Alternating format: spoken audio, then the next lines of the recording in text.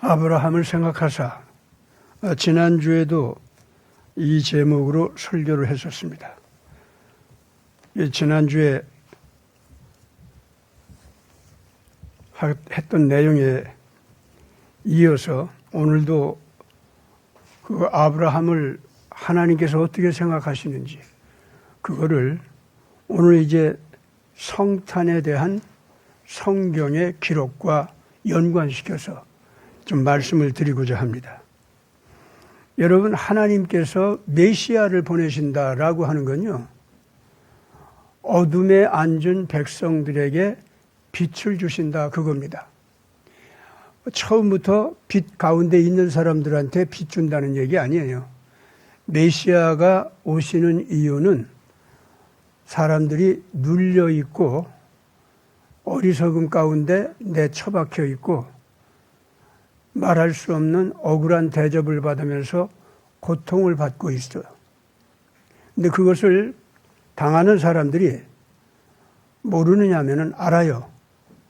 내가 여기서 이렇게 살 수는 없다. 이렇게 살아서는 안 된다. 이러한 아픔과 느낌을 가지고 있습니다. 그래서 메시아를 맞이하는 사람들은 심령이 가난한 사람들이, 그걸 느끼는 사람들이 메시아를 알아보게 되어 있습니다. 그래서 이 메시아를 맞이하는 사람들 특징은 자기 자신이 불의한 가운데 억울하게 고통당하고 있다는 것을 따갑게 느끼는 사람들입니다. 거기서 벗어나기를 바라고 있는 거예요. 그리고 굶주리지 말아야 되는데 굶주리는 거예요. 물론 육신의 배가 고픈 거 당연하게 그것도 거기 포함됩니다.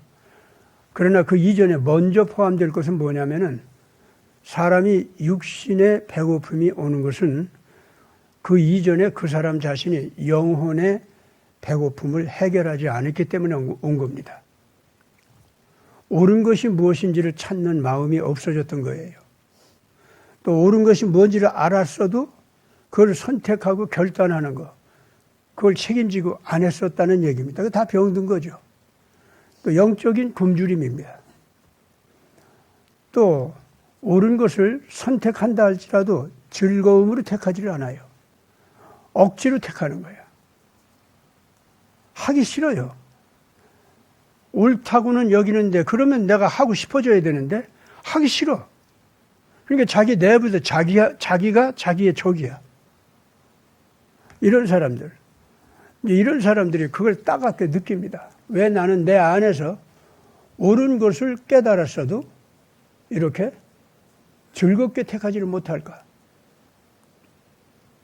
옳은 것을 알았는데 억지로라도 택해야 되는데 억지로라도 택하는 것이 짐스럽고 싫어가지고 옳은 것이 싫어지는 그런 마음이 막 일어나는 거예요. 아니, 그러다 보니까 이제 더 나가서 어떤 비극이 오느냐면은 옳은 것이 뭐냐 하는 것까지도 구분하지 못하는 상태로 갑니다.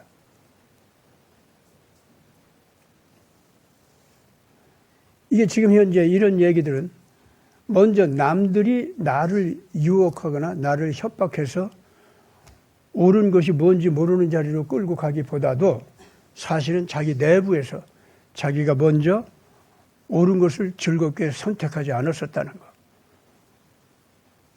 억지로 선택하다 보니까 옳고 그른 것을 구분하는 것을 싫어하기 시작했다는 것. 그걸 싫어하다 보니까 옳은 것이 무엇인지를 알지 못하는 자리로 굴러 떨어진 거예요. 자기가 일으키는 문제예요. 자기 타락의 문제고. 사람이 먼저 이런 비극에 떨어질 때 자기 몸도 저주 가운데 자기가 빠뜨리는 거예요. 올바른 노동을 해서 올바른 경제 가치를 생산해가지고 그거를 가지고 자기가 당당하게 생존권을 누리면서 살아가는 거 있잖아요. 그것이 삶의 당연한 이치고 이 세상은 그렇게 되어 있고 땅도 바다도 구름도 강물도 모든 것이 다 이 식물 생태계, 동물 생태계 이 모든 것이 다 이렇게 자기가 영적인 올바른 정결한 인격을 가지고 살아가면은 물리적인 생태계도 전부 올바르게 잘 다스려서 즐겁게 살아갈 수 있게 된 거예요. 식량 생산하고 누가 그거 뺏어가려고 하면 어디 감히 뺏어가느냐고. 그리고 내가 불쌍한 사람 도와주려고 하는 거 있잖아요. 아무도 막지 못해요. 그 즐거워요, 정말. 그리고 그걸 갖다가 막으려고 하는 자가 착한 일을 나는 하려고 하는데, 예? 가난한 사람, 어려운 사람 도와주려고 하는데, 그걸 또 막으려고 그래. 그런 사람은 그 옳지 못한 압력을 행사하는 사람들, 너 왜 그러느냐 말이야. 이렇게 얘기할 수가 있고. 원래가 사회생활이 그렇게 되게 돼 있었거든요. 근데 자기가 자기 내부에서 남을 도와주는 걸 짐스럽게 여기기 시작하고, 왜 내가 자꾸 내 걸 나눠줘야 되지? 이제 이러기 시작하면은요, 드디어 자기가 자기 먹기 위해서 생산하는 물품도 만들어내는 걸 귀찮게 여기게 돼요. 이걸 누구한테 시켰으면 좋겠는 거야. 돈도 있고, 뭐 권력도 있고, 명예도 있는데, 남 좀 시켜가지고 하면 좋잖아요. 그냥 남을 노예로 삼으려고 하는 거예요. 그러면 거기서 갈등이 벌어지고, 불안이 벌어지고, 양심의 가책이 벌어지고, 그럴 거 아닙니까? 그럼 그런 식으로다가 옳고 그런 걸 따지고 어쩌는 거 짜증이 나. 내가 가지고 있는 돈과 소유와 그리고 권력과 명예와 이런 걸 가지고서 말이죠. 떵떵거리고 어떤 때는 뭐 착한 척하고 도와주는 척도 하고 말이죠. 이러고 그냥 자꾸 자기 이익만 늘리는 거 이렇게 살고 싶은데 그게 못된 거라고 자꾸 양심이 그러거든. 그럼 양심이 싫어지는 거예요. 그래가지고 자기가 부시는 거예요, 자기를. 그러다 보면 자기가 악한 데 빠지면은 자기 물리적인 생태계도, 육체적인 삶도 잘못 다스리게 되고 도둑들과 어울려 살게 되다 보니까 법에 걸리게 되고 그렇게 되니까 쫓기게 되고 가난하게 되고 그리고 병들게 되고 그러는 거예요. 지금 현재 제가 하는 이 얘기 있지 않습니까? 지금 대한민국에 살고 있는 우리 국민들도 심지어 태극계 애국 국민들이 되신 분들까지도 전부가 다 비슷하게 자기 내면 속에 자기 또 사회생활 속에 그런 식의 문제거리가 있다는 거 다 알 겁니다. 오늘의 지금 현재 한국의 통치권 문제가 심각하게 벌어져가지고 통치권자에 앉지 말아야 할 사람들이 올라 앉은 거 그거 자체도 그 사람들이 올라앉지 못하도록 좋은 선거 제도도 있었고 법률도 있었고 그런데 그게 어느새 이제 다 부서져가지고, 예? 다 부서져가지고 국회에는 그냥 괴상망측한 깡패 그 정치 그 망나니들 이 조직 가지고 있는 이런 사람들이 다 앉아가지고 악법을 갖다가 선한 법이라고 막 저들 멋대로 제정하고 이 난리를 만드는 거예요. 어쩌다 보니까 우리가 그렇게 된 거예요. 왜? 우리가 사법부에 그리고 의회에 행정부에 이렇게 이상한 사람들이 줄룩하니 들어가서 앉아서 모든 것을 소유하고 저들 마음대로 누리도록 어떻게 하다 이렇게 됐냐 이게. 생각해보니까 우리 국민들 일반 수준이 도덕적인 수준이 양심 수준이 그리고 신앙 가졌던 사람들의 신앙 수준이 너무나도 잘못된 모습으로 타락해 있었기 때문에 오늘 우리가 이렇게 됐다는 것을 인정 안 할 수가 없습니다. 그런데 메시아는 어떤 곳에 오시느냐? 그런 인간 문제가 있는 곳에 오시는 분이 메시아입니다. 하나님을 하나님이라 하면 그만인데 왜 메시아라는 말로 해야 되는 줄 알아요?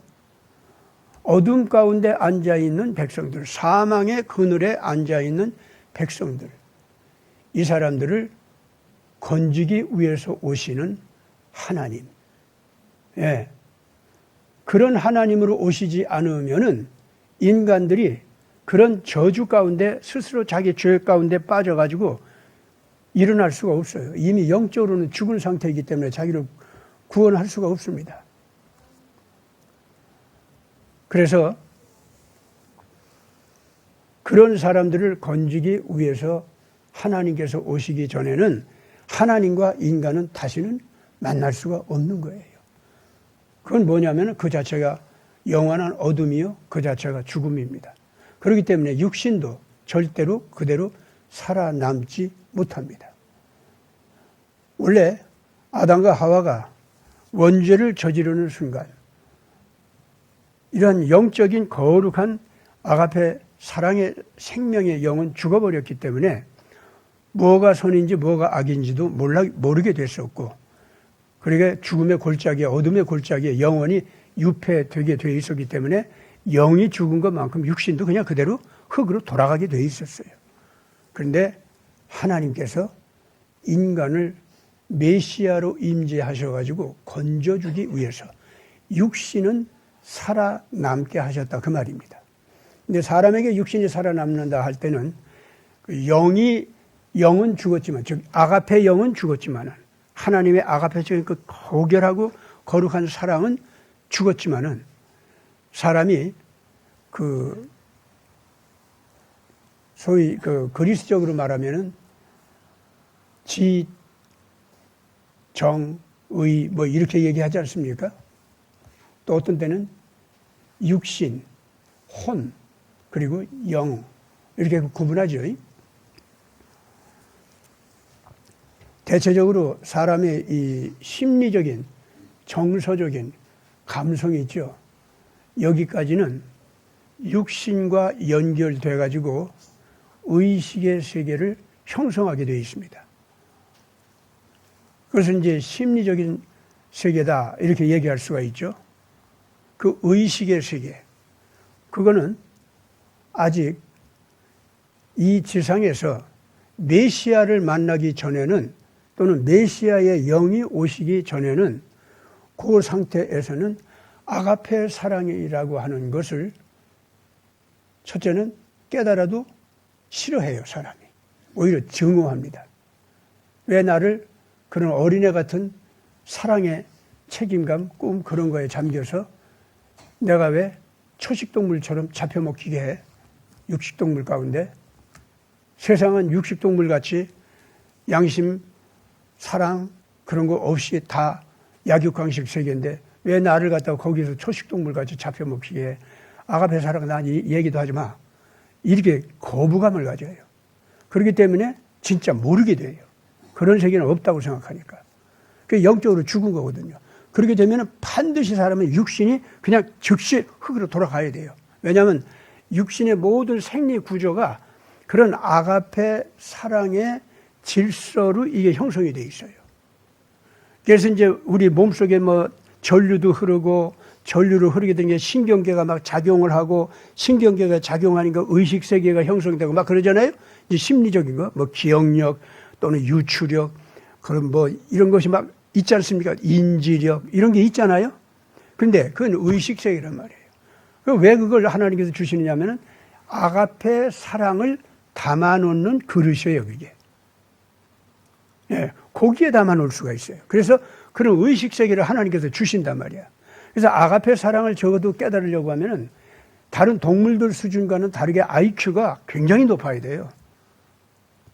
그래서 다른 동물들과는 상상할 수가 있어요. 그러니까 개가 아무리 영리하다고 하더라도 어린 아기, 우리 사람으로 말하면 어린 아기 한 7살짜리 아주 천재견이라고 할지라도 그 정도밖에 안 된다, 이렇게 얘기해요. IQ가 있대요, 개도. 그런데 어린아이가 한 7살짜리. 다만 이 구강 구조가 사람의 말을 따라 할 수가 없게 되어 있기 때문에 개는 말은 못하지만은 이 생각하고 인지하고 뭐 이게 판단하는 건 그렇게 7살짜리 지능은 된다는 거예요. 요새 그 천재견에 대해서 얘기들 많이 하죠. 반려견 가운데. 그런 개들이 사람하고 같이 살다 보니까 훈련이 돼서 지능을 그렇게 발휘해요. 그러니까 동물들에게도 어느 정도의 IQ는 있는 거예요.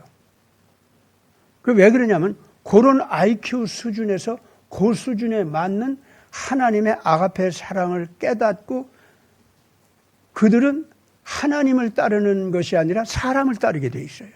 왜냐하면 사람이 그 동물들에게는, 식물들에게는 하나님 노릇할 수 있도록 하나님께서 세상의 통치권, 관리권을 넘겨줬기 때문에 그래요. 동식물 세계가 그렇게 됩니다. 사람이. 그러면 IQ 수준이 훨씬 이제 사람이 높죠. 그러나 이 동물들 수준에서는 IQ가 있어도 아주 낮은 수준이에요. 그 낮은 그 수준에서 그 아가페 사랑을 깨닫고 따르게 돼 있어요. 그러니까 개가 주인이라면은 아무리 자기를 배신하고 자기를 구박하고 자기를 어떻게 하더라도 주인 떨어지는 거 못 견디잖아요. 그리고 주인을 향한 충성스러운 그 애정을 표현하는 거 보면 처절하도록 희생적이잖아요. 걔가 대단하잖아요, 이게. 돼지는 돼지의 수준이 또 있어요. 아시겠죠? 그 수준이 다 있는 거예요. 그러니까 동물들이 이렇게 다 있는 거 보면 IQ가 있는 건 뭐냐면은 아가페 사랑을 깨닫고 자기들의 하나님처럼 섬겨야 할 사람을 사랑하고 경외하면서 따르는 수준이 있죠. 여기 있는 거예요, 이게.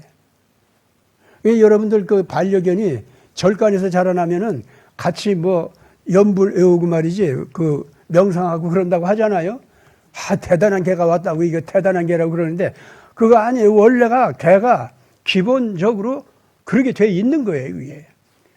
모든 동물들은 그래서 자기 하나님께서 창조하신 그 목적대로 소명이 있는 거예요. 호랑이는 호랑이 수준에서 하나님의 정의의 권능과 사랑, 그거를 실현하고 그걸 나타내야 할 호랑이 수준의 그 사명이 있는 거예요. 근데 인간이 타락하니까 호랑이가 남 잡아먹는 짐승으로만 변한 거예요, 그게. 사람이 바르게 다스리지를 못했기 때문에. 아니, 호랑이가 남 잡아먹지 않으려면은 사람이 그 먹이를 잘 먹게 해야 될 거 아닙니까? 그래가지고 남 잡아먹지 않아도 지 단백질을 갖다 섭취할 수 있도록 해야 될 거 아니에요. 근데 사람이 타락해가지고 호랑이를 그렇게 다스리지 못하니까 호랑이는 뭐야? 저도 같이 타락해서 어디로 가? 남 잡아먹는 짐승으로 변했다 그 말입니다. 여러분, 그렇기 때문에 사람이 타락한 것을 인해서 이 인간의 생태계에 그리고 모든 생물들의 생태계에 엄청난 저주와 엄청난 고통이 생겨났다는 것이 사도 바울의 그 탄식하는 그 글 있잖아요. 그게 진짜 그래요, 그게. 그렇기 때문에 모든 생태계에 고장이 난 거, 질서가 파괴된 거, 아가페 사랑의 식물 순환 관계 있잖아요. 이게 원래가 남 잡아먹지 않아도, 남 괴롭히지 않아도 이게 다 이게 돌아가게 되어 있던 거예요, 이게 하나님께서. 근데 사람이 아가페 사랑에 영이 죽어버리고 타락해버리니까 그만 모든 생태계가 사람처럼 이기적인 구조로 바뀌게 된 거예요. 그러니까 그것들은 다 당연히 또 죽죠. 죽는데 그것도 사람이 의식 세계는 살아 있어가지고 구원받을 기회를 받게 되어 있지 않습니까? 구원받을 기회를 받게 되어 있잖아요. 내가 지금 이런 기독교적인 생태계 설명이 있잖아요. 이게 신학적으로도 한 번도 아직 안 나온 것 같아. 근데 여러분, 이거 정말 이래요. 정말 이렇습니다. 그렇기 때문에 이 사람이 얼마나, 아담과 하와가 원래 얼마나 큰 책임을 지고 있었는지 그걸 알아야 돼요. 사람의 형상으로 창조된 사람은 모든 식물계와 동물계의 생태계에 있지 않습니까? 그거를 하나님 입장에서 관리하게 돼 있던 거예요. 정복하라.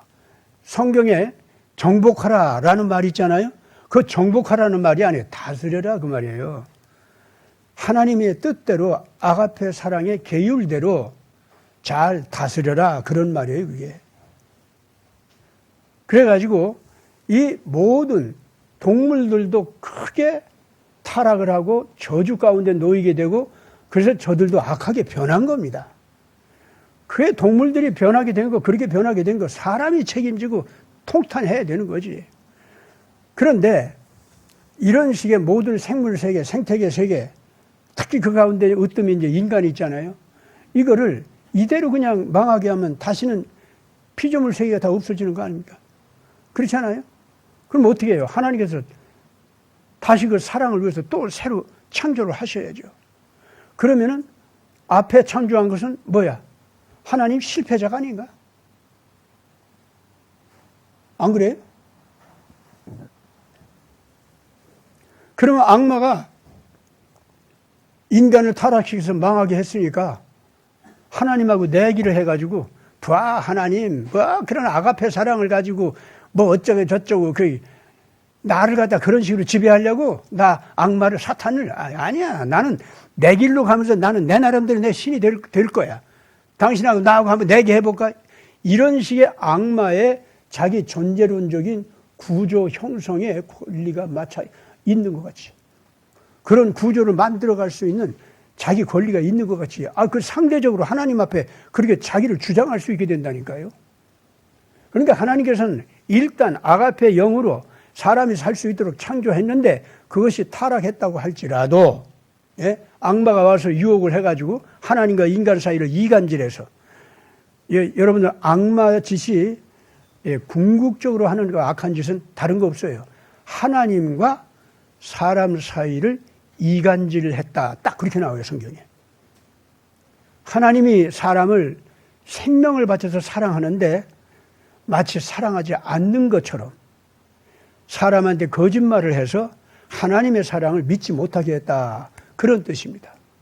동시에 하나님한테 가가지고 이 사탄이 무슨 짓 하느냐면, 아이고 욥이 그렇게 잘났어요. 그렇게 의인이에요. 그 사람 한번 병들게 해보세요. 그 사람 가지고 있는 모든 재산 몰수해보세요. 그래도 욥이 하나님 따르는가? 그랬더니 하나님께서 뭐라고? 그래? 한번 욥의 재산을 몰수하고 걔 몸은 건들지 마라. 그랬거든. 그랬더니 막 다 몰수됐죠? 욥이 하나님을 원망하지 않아요. 하나님께서 원래 주셨던 거 하나님께서 거두어 가시는데 내가 뭐라고 하리요? 하고 죄를 짓지 않아. 그런 하나님의 회의에 내 아들 욥을 너희들 봤느냐 하고 너무 기뻐하시는 거야. 거기에 또 사탄이 쓱 와가지고, 하나님 그 욥한테 몸은 건드리지 말라고 해서 내가 안 건드렸어요. 안 건드렸더니 하나님 지 몸은 좀 깨끗하니까 그래도 하나님께 경외한다고 저러지만 그 몸 좀 한번 건드리게 해보세요. 그래도 욥이 그렇게 시험에 안 빠지는가 하고서는 하나님께 또 이간질했죠.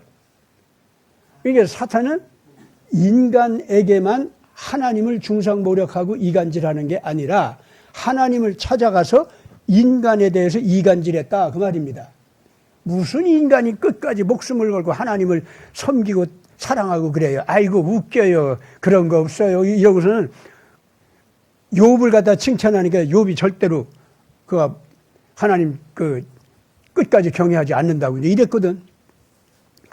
그래 이제 그래 걔 소유를 다 뺏어갔는데도 나를 이렇게 의롭게 경외하고 그러는데 또 나보고 시험하라 그 말이냐? 그래 좋다. 걔 몸 좀 건드려라. 그러나 생명은 건드리지 말아라 그랬거든. 그래가지고 문둥병 같은 병에 걸리는 거예요. 몸이 다 썩어가고 냄새가 나고 그냥 이제는 아무리 자기 몸을 깨끗하게 하려고 해도 냄새가 나고 더러워져서 막 군뱅이 같은 막 벌러지가 막 구불구불하고. 그러니까 친구들이 아무리 사랑하는 친구라고 할지라도 와서 그 욥이 받은 저주를 바라보고, 야, 너 분명히 하나님 앞에 너 큰 죄 범했다. 나 그런 일 없단 말이야. 네가 감히 하나님 앞에서 말이지 온전하다고 자랑해. 그 교만 자체가 죄 아니야. 이거 자체가 죄지. 하나님 앞에 잘못했다고 그래. 빨리 좀 이것 좀 병 좀 나아야 될 거네. 하나님 자비로워서. 하나님은 얼마나 사랑이 많아. 그리고 하나님은 얼마나 의로우셔. 네가 무슨 죄를 저질렀다고 하더라도 네가 진심으로 회개하고 그러면 하나님께서 다 용서해 주신단 말이야. 하나님을 또 변명해. 예?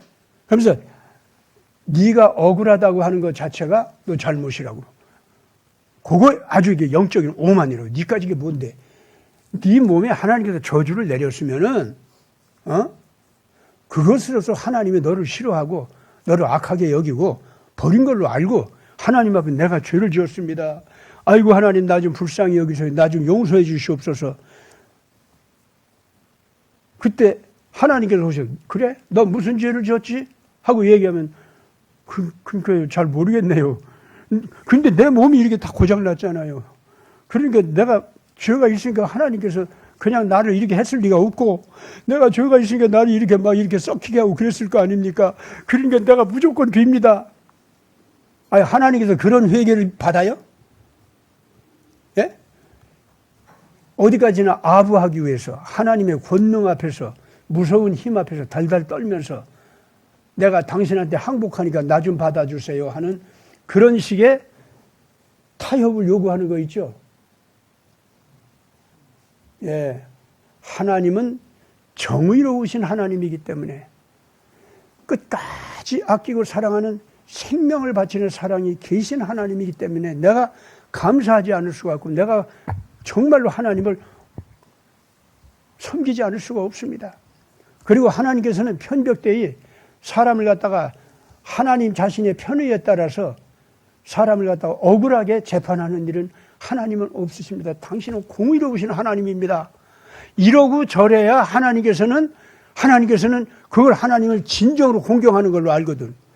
근데 인간이 자기가 억울하다고 느끼는데, 예? 억울하다고 느끼는데, 자기는 죄가 없다고 느끼는데, 그래서 자기 속에는 나를 왜 이렇게 때려요? 나를 왜 이렇게 억울하게 하세요? 하는 소리가 있으면서 그 소리 했다가는 하나님이 이게 어디다 대고 나를 갖다가 감히 공의롭지 못하다고 욕해 무조건 잘못했다고 하지 않고 하고 자기를 우격다짐으로 때릴까봐 겁나서 인간이 하나님한테 잘못했다는 걸 느끼지도 않고 잘못했으니까 나 좀 용서해 주세요 하는 거 있죠. 부모가 자식이 와서 아버지 내가 잘못했어. 지가 잘못한 것도 없는데 자꾸 잘못했다고 그래. 그럼 아버지가 어때요? 누가 내 자식을 이 심리가 이렇게 되게 만들었어 하고 소리칠 거 아니에요. 그렇잖아요. 사람도 그런데 하나님은 어떠시겠어요? 나는 모든 교회에서 모든 목사님들 설교에서 모든 성경 공부에서 이런 하나님의 사랑을 정확하게 가르쳐 주기 바랍니다. 진짜 욥기들 잘 읽어야 됩니다.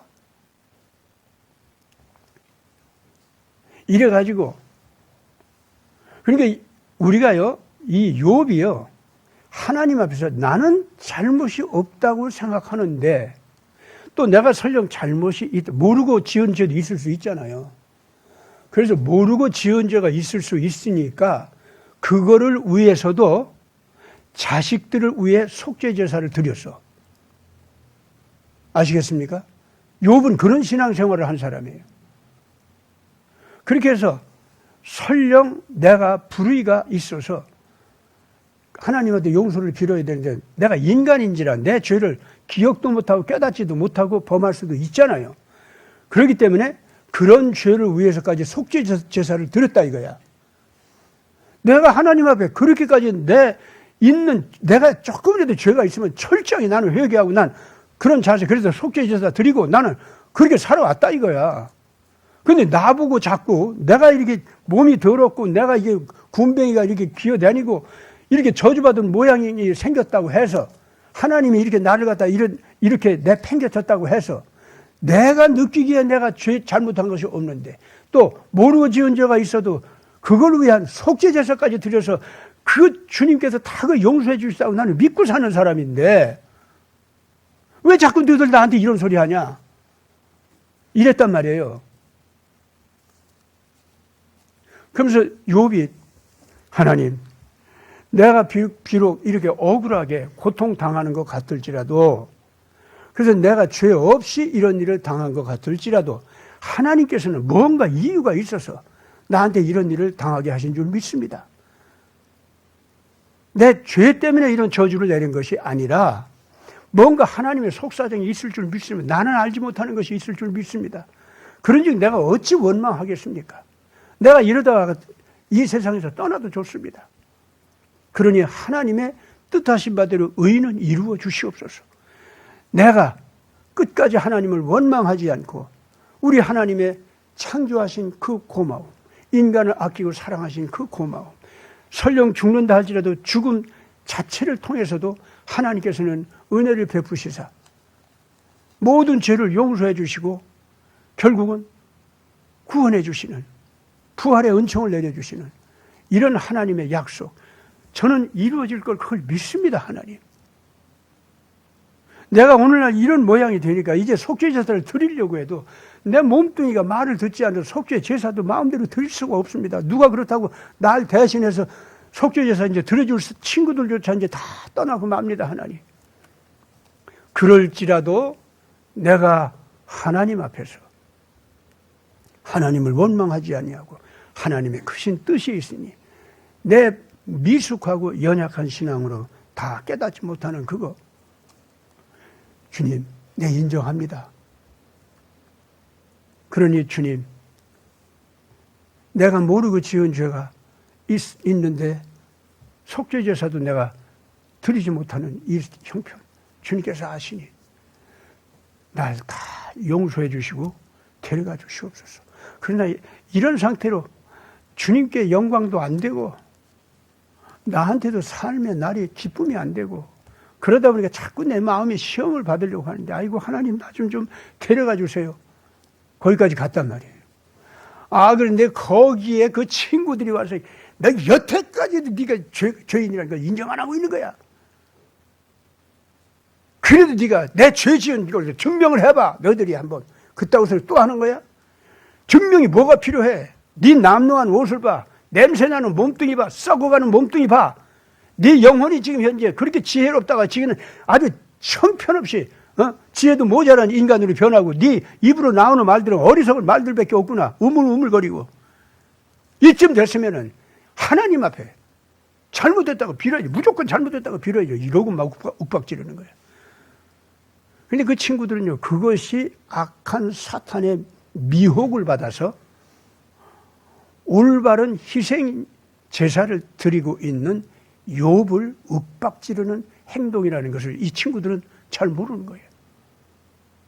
그러니까 이 사람들은 왜 그걸 잘 모르느냐? 다른 거 없어요. 야, 드러난 죄가 없어도 하나님은 다 알아가지고 저렇게 저주를 내리는구나. 그러니 하나님 앞에는 어쨌든 말이야. 그냥 무조건 잘못됐다고 비는 거. 사람이 그런 식으로 하나님을 섬겨야 돼. 요거 있죠? 이거를 이 친구들은 가지기 시작했단 말이에요. 그런데 하나님께서는 그걸 그렇게 싫어하는 거야. 아시겠어요? 여러분들도 회개할 때 그러니까 회개를 잘 하세요. 자기가 잘못한 거 책임지고 잘못했다고 이러이러한 죄를 저질렀으니 내가 이러이러한 하나님의 응징을 받는 건 마땅합니다. 그러나 그렇게 해서 하나님께 영광이 안 되고 하나님의 자녀인 내가 이렇게 죽음의 자리로 헤아림 받지 못하고 떨어지니 주님 마음이 아프시고 그러니 우리 주님의 사랑이 위로받기 위해서도 제가 용서받을 자리로 나가게 하신다 하셨으니 그리고 주님 자신이 당신 자신이 속죄 제물이 돼서 나를 살려주시기 위해서 대신 벌을 받아주신다 했으니 내가 그거는 믿고 주님께 간구합니다. 내 모든 죄를 용서하여 주시고 나를 살려주소서. 내가 나를 인해서 물론 살고 싶기도 하지만 내 주님의 마음의 아픔을 생각할 때 너무 죄송해서 못 견디겠습니다. 당신의 사랑을 인해서도 저를 살려주소서. 그래야 당신께서 나를 창조하신 것이 실패작이 아니고 이게 이제 여기서 아주 중요한 게 나와요. 아시겠어요? 하나님의 한 번 창조하신 것이 인간의 죄로 말미암아 실패작으로 끝나는 거 있지? 예? 그렇게 되지 않고 오히려 실패작이 안 되고 영원한 완성체로 다시 일어나게 하는 거. 그건 사람의 죄를 하나님께서 대신 받아주셔가지고 되살려 주셔서 영원히 살게 하는 거 있죠? 부활하게 하는 거. 이게 진짜 창조의 완성이다 이거야. 인간이 죄를 저질렀어도 예? 하나님의 창조의 완성은 인간이 죄를 저질렀어도 자기 자신이 속죄 제물이 돼서 그래서 사람을 살려주는 거. 영원히 살게 하는 거. 이게 하나님의 아가페의 완성이다 이거야. 아가페가 완성하는 그 자리에서는 어떠한 악한 영들의 중상, 모략도 이간질도 이제는 안 통하는 거예요. 하나님과 인간 사이에 한 번 나누었던 생명을 주고받는 그 사랑이 있잖아요. 다시는 이제 이걸 깨뜨릴 수가 없어. 어떤 사탄이 속임수를 쓴다 할지라도 이간질을 한다 할지라도. 아멘? 요게 하나님의 아가페 원리예요. 요게. 나는 우리나라 국민들이 태극기를 들고 애국운동을 하더라도 바로 이러한 영혼의 자세, 욥이 이러한 하나님의 속죄 은총, 메시아로서 오셔가지고 속죄를 해주시는 은총 있죠. 그거를 느끼고 깨닫고 감격하고 감사하는 그 회개의 자리 있잖아요. 거기에 나올 수 있기를 바랍니다. 이 욥이요, 어떻게 됐냐면은 막판으로 이제 막 그 친구들이 와서 난리를 쳤잖아요. 그때 이제 욥의 끝까지 나는 내가 아무리 생각해도 하나님 앞에 범한 죄가 없어. 모르고 지은 죄까지도 속죄제사를 드리고 난 그 속죄제사대로 나를 용서하신다는 나 믿거든. 알고 지은 죄는 내가 다 속죄제사를 드리면서 메시아께서 오셔가지고 나 대신 벌받아 주셨으니 내가 용서받는 거 내가 믿거든. 그 다음 내가 의롭게 되고자 나 정말 진정성 있게 나 노력하고 있어 지금 현재. 정말이야 나. 난 우리 하나님이 그렇게 좋고 메시아이신 우리 주님이 그렇게 좋단 말이야. 난 그분 없으면 난 못 살아 진짜. 근데 그분한테 가려고 하면은 없는 죄를 갖다 내가 있는 척 하면서 하나님 나 좀 용서해 주세요. 그러면 그게 바로 우상숭배가 돼가지고 섬기는 척 하면서 하나님께 아부하는 꼴이 된다 이거야. 그리고 아부하면 그 순간에 아가페 사랑의 영은 그냥 거기서 다 깔아뭉개지는 거예요. 하나님과 내 사이가 왜 그렇게 돼야 돼?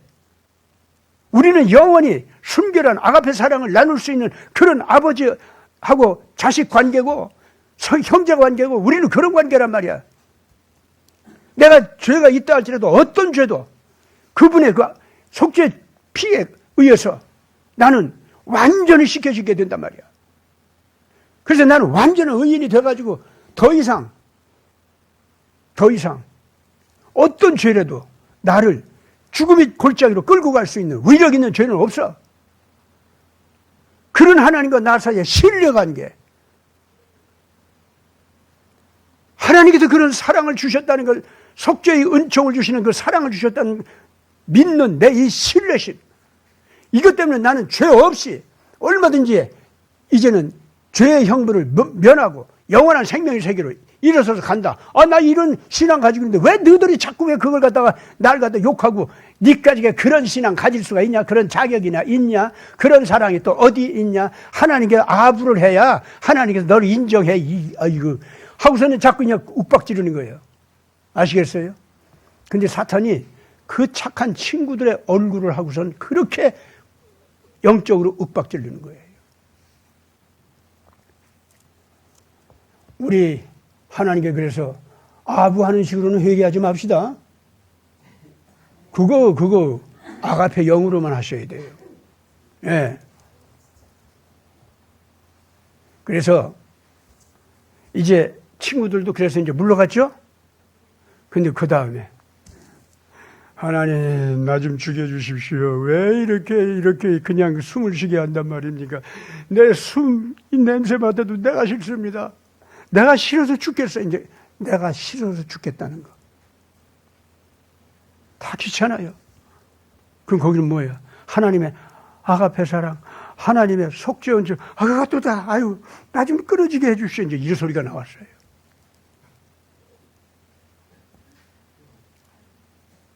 그러면서 악한 영은 킥킥킥 웃으면서 그러면 그렇지.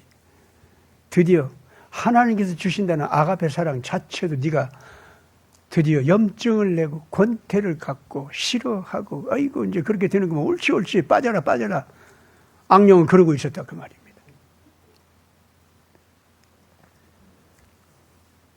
그러나 그 악령의 이간질은 욥한테 안 통하죠. 예? 이간질이 이제 안 통해. 그때 하나님께서 직접 욥한테 탁 나타나시는 거예요. 이 세상에 참 잘난 인간 영혼도 있구나. 야 인생아, 네가 감히 오늘날 인간으로 태어난 것을 갖다 원망하느냐? 네 속에 양심이 생겨나고 신앙이 생겨나고 그런 것도 다 귀찮다 하느냐? 그래 본들 그것이 뭐냐고 냄새나는 것뿐이라고 네가 감히 그러냐? 내가 너한테 그런 걸 준 것에 대해서 너는 우습게 여기느냐? 그러면서 내가 너를 갖다 짐스럽게 여기고 네가 아가페 사랑의 꽃을 피우고 나한테 온다 할지라도 내가 너를 갖다 밟아 뭉개면서 너 같은 사랑 난 필요도 없어. 내가 그렇게 여긴다고 너 그렇게 나를 함부로 판단하느냐? 보아라. 그런 아가페 사랑과는 아주 관계가 없는 저 못된 악어 좀 봐라. 아유, 그 흉물스러운 거. 그 꾸물꾸물 일어나는 그 용 같은 모습. 그렇지만 말이야, 그것도 내가 아껴가지고 말이지. 그게 입을 한번 쩍 벌리면은 말이야. 그냥 용광로에서 나오는 불을 토하는 것 같은 그 힘이 확 나오게 하는구나. 그게 소리치면서 꼬리를 흔들 때 이 머리 끝에서부터 저 꼬리 끝까지 힘살이 튼튼하게 밧줄로 메어져 가지고 또 이게 당겼다 줄였다 할 수 있는 이런 것도 있어 가지고 그냥 마음대로 흔들 때 천지를 뒤집는 것 같고 이 물이 다 뒤집어 엎어지는 것 같고 이게 막 그러는구나. 그 꼬리에 한번 호랑이가 됐든 곰이 됐든 뭐가 됐든 거기 한번 다 봐. 그냥 저 공주로 날아올랐다가 이게 그냥 입을 쩍 벌리고서는 그 짐승 한번 꽉 물어제끼면 그 이빨이 그냥 그 척추도 물어 부숴버리고 내가 그 악어도 말이죠. 아껴가지고 그 흉물스러운 악어도 아껴가지고 이런 힘을 주면서 제 먹이를 갖다가 그렇게 잘 잡아먹도록 내가 그랬거든. 요봐. 내가 악어를 그렇게 아껴서 그런 식으로 제 먹이를 잡아먹을 수 있도록 재주를 준 거. 그런 거 주고 있을 때 너 어디 있었지? 악어를 아껴가지고 그렇게 내가 재주를 피울 수 있도록 그 힘을 주고 말이야. 너 어디 있었어? 그 욥이 기가 막히거든. 예. 그 못난 악어, 그 못되게 보이는 악어, 그것한테도 제 먹이를 잡도록 그렇게 예술 같은 큰 힘을 쓸 수 있도록 그때 거기 죄가 없었습니다. 그런 미물조차도 그렇게 악하게 보이는 짐승조차도 힘을 주시면서 어여삐 여기신 하나님의 그 사랑 실천할 때 나는 거기 없었습니다. 그러니까 이제 차츰차츰 이제 거기서 악어보다도 좀 나은 짐승들 있죠? 그걸 얘기하는 거예요. 나중에는요, 사슴이 새끼를 낳기 위해서 어미가 그냥 그 새끼를 낳기 위해서 힘을 내서 그 새끼가 나올 수 있도록 막 몸부림치는 거 있잖아요. 죽을 듯이. 그렇게 해서 태어난, 지가 다 죽기까지 고생해서 태어났는데 그 새끼를 보고 좋아가지고 즉각적으로 그 꺼풀을 벗겨주면서 혀로 핥아주면서 그것이 눈을 뜰 수 있도록 돌보고 씻어주고, 예? 그 어미의 그 사랑. 그 사슴한테 내가 그런 사랑을 가르쳐 줬구나. 어미가 새끼를 갖다 사랑하더라. 야, 요봐. 내가 사슴으로 하여금 제 어미가 제 새끼를 그렇게 사랑하면서 낳도록 하는 거. 그런 은혜를 베풀어 줘요. 너 어디 있었어? 내가 이 모든 삼라만상에게 베푼 내 거룩한 지식과 사랑, 너 알긴 알아, 네가? 그런데 네가 감히 내가 너한테 준 사랑을 갖다 우습게 여겨? 그것도 다 짜증난다고 여겨? 이제 나 그만 숨 쉬겠다고 그래? 네가 자살하려고 하니까 자살은 네가 참아 못하겠고 나보고 죽여달라고 네가 그래? 내가 너를 낳았는데 나보고 너를 죽이라고? 너 그걸 요청해 나한테 지금? 네가 그렇게 잘났어? 거기서 말이죠. 하나님께서 하나도 욥한테 위로하는 말 하나도 안 나와요. 그거 읽어보셨죠? 다들? 욥기들 잘 읽으세요. 그러니까. 저요, 욥기 읽을 때 얼마나 많이 울고 얼마나 몸부림쳤고 하나님한테 저도 많이 따졌는지 몰라요. 야, 그런데 그 욥기를 그렇게 읽으면서요. 제가 얼마나 다시 읽었는지 모릅니다. 욥이 거기서 아버지 하나님, 제가 잘못했습니다. 하나님의 이런 크신 사랑, 이런 놀라운 경륜, 그리고 이 사랑의 질서를 위해서 의의 법도도 창조하셨고 그 그 의의 법도를 갖다가 인생들이 깨달아가지고 그걸 시행할 수 있도록 어떻게 책임져야 되는지 그걸 가르치기 위해서 우리 주님께서 이렇게도 크신 은혜를 베풀었거든요. 그래서 설령 뱀이 와서 나를 속인다고 할지라도 하나님의 사랑에 대해서 나를 갖다 의심하게 만든다고 할지라도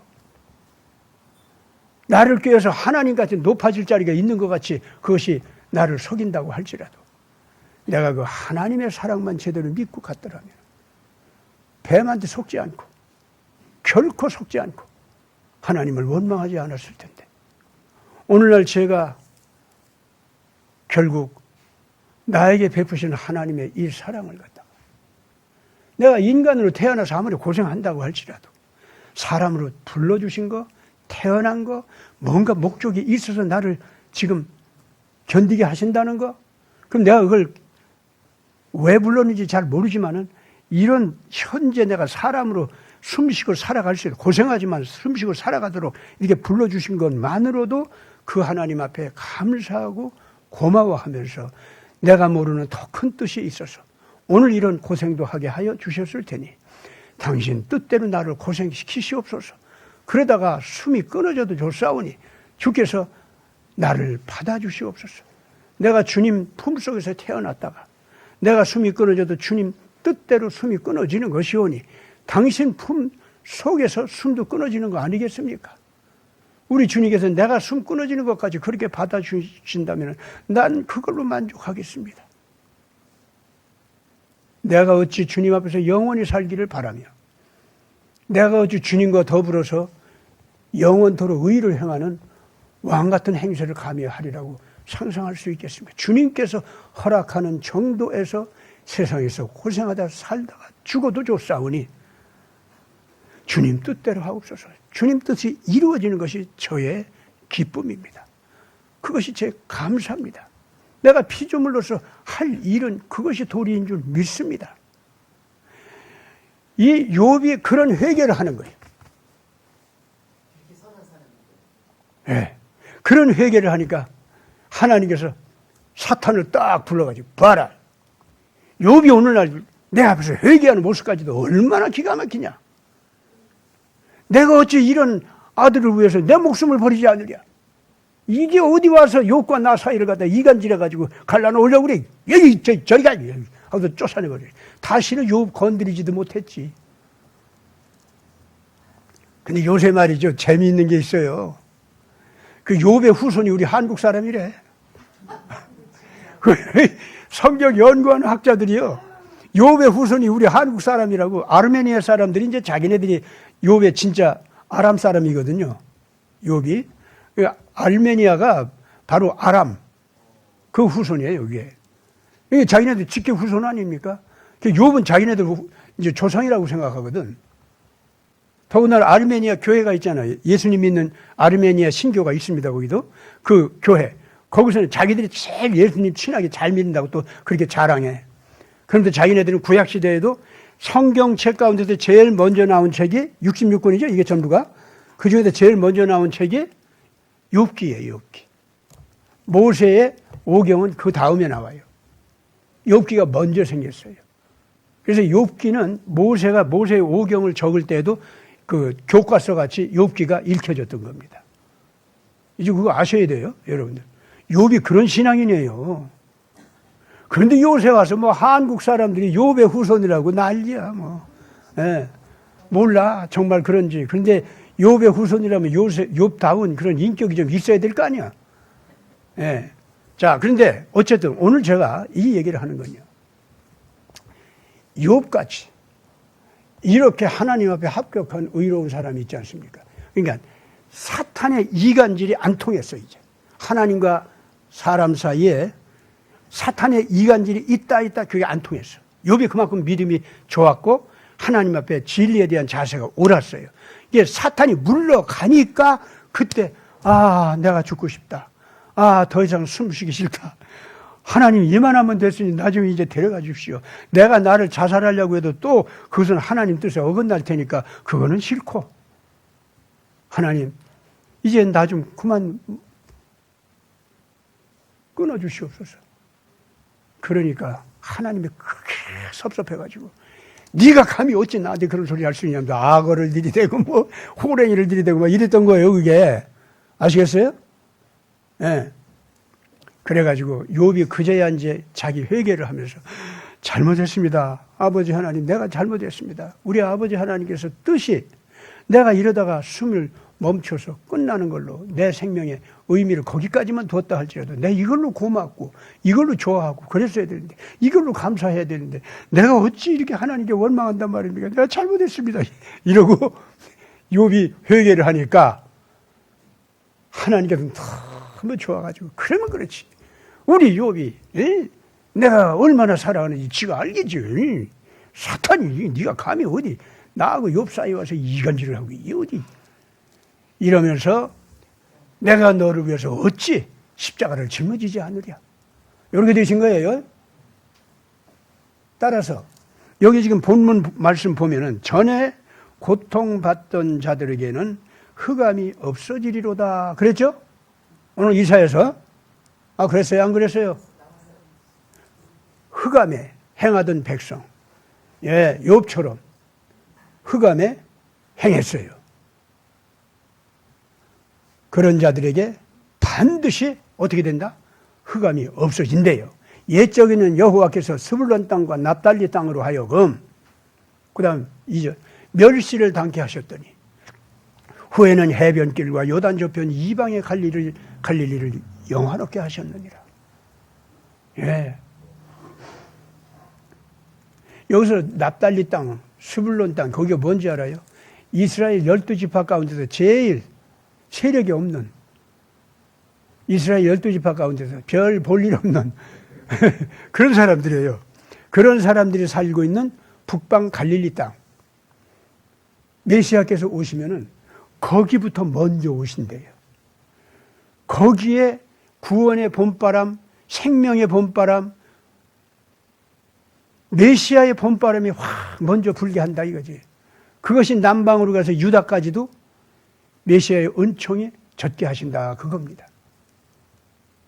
어둠에 앉은 백성들 먼저 찾아가 주셨어.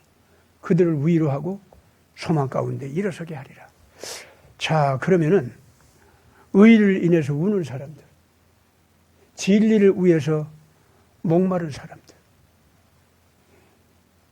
거룩한 의의 양식, 화평의 지식, 사랑의 거룩한 열정과 책임감, 이런 것이 모자라서 죄송해하면서 우는 사람들, 이 어둠에 앉아있고 흑암에 앉은 백성들이죠.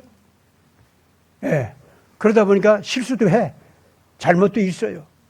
그럼 그런 때마다 죄송해가지고 내가 여기서 살 수는 없습니다. 이렇게 살아서는 안 되겠습니다. 통치권상에 도둑놈들이 나와서 그냥 난리를 쳐. 저것도 다 내 잘못 때문에 저렇게 됐습니다. 아이고 하나님 잘못했습니다 하고 나가는 거예요. 이런 백성들, 흑암에 앉은 백성들, 의를 위해서 심령이 가난한 사람들, 의에 줄이고 목말라서 거룩한 의의 공법과 진리를 찾는 사람들, 화평케 하기 위해서 애쓰는 사람들, 아무리 원수 같은 사람이 나타나서 괴롭혀도 내 형제처럼 보여가지고 불쌍히 여겨져가지고 온유하게 상대하면서 너 좀 그러지 말아라 하는 정도에서 그치는 이런 의를 찾는 흑암에 앉은 백성들, 이런 사람들은 이미 흑암에 앉은 채로 의를 사모하는 것 자체로서, 정의를 간구하는 것 자체로서 조금이라도 정의를 깨달으면 고통이 와도 실천하려고 애쓰면서도 하나님 나는 이거 참 실천하기가 무척 어렵구만요. 힘 좀 주십시오 하는 사람들, 이 흑암에 앉은 사람들 있죠. 이 사람들은 이미 그런 의를 위해서 가난한 마음, 줄인 마음이 된 것 자체로서 벌써 흑암에서 옮겨져서 의의 거룩한 권위를 가진 자리로 옮겨져 앉아 있다는 뜻이에요. 그게 메시아는 그런 사람들한테 온다는 거예요. 그럼 메시아가 만난 자리에서 아직 이 사람들이 연약해도, 메시아가 만난 자리에서 아직 이 사람들이 어리석어도, 모자라서 의를 실천하다가 넘어졌어도 여러분, 누구와 같이 있다? 아직 의의 열매를 거두지 못했어도 누구와 같이 있다? 의의 스승과 같이 있다. 의의 능력과 같이 있다. 거룩한 지식의 기름을 부어주는 분과 같이 있다.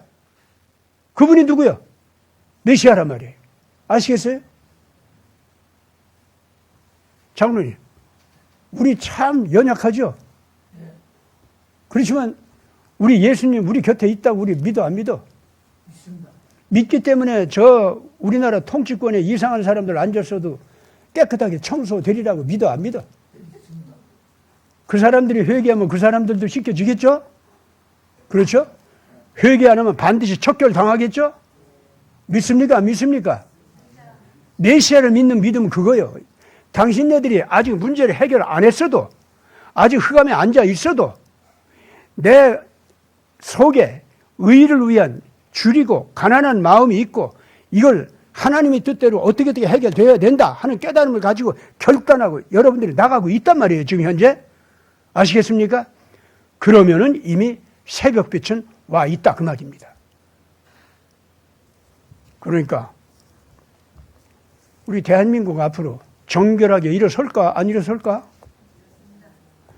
온 세계 사람들이 한국에 와서 도와주소서 하는 대로 나가서 도와줄 수 있을까 없을까? 있습니다. 다 같이 기도합시다. 전에 고통받던 자들에게는 흑암이 없으리로다. 옛적에는 여호와께서 스불론 땅과 납달리 땅이 멸시를 당하게 하셨더니 후에는 해변길과 요단 접쪽 이방의 갈릴리를 영화롭게 하셨느니라. 흑암에 행하던 백성이 큰 빛을 보고 사망의 그늘진 땅에 거주하던 자에게 빛이 비치도다. 거룩하신 아버지 하나님, 예수님께서 오늘날 대한민국에 이러한 빛으로 오셨으니 우리 대한민국이 정결하게 될 줄 믿습니다. 의를 책임지는 나라로 일어서게 될 줄 믿습니다. 연약한 백성들을 고쳐주는 자리로 나가게 될 줄 믿습니다. 강하지만은 더러운 사람들을 양심의 가책을 받고 신앙으로 돌아오게 하며 크게 회개하는 역사를 일으키게 될 줄 믿습니다. 기어코 저 북한 동포들을 다시 살릴 수 있게 하여 주시옵소서. 기어코 저 중원 대륙에 앉아있는 불쌍한 백성들을 하나님의 사랑의 품속으로 다시 끌어와서 안아줄 수 있게 하여 주시옵소서. 우리 구주 예수 그리스도 이름으로 간절히 기도드리옵나이다. 아멘.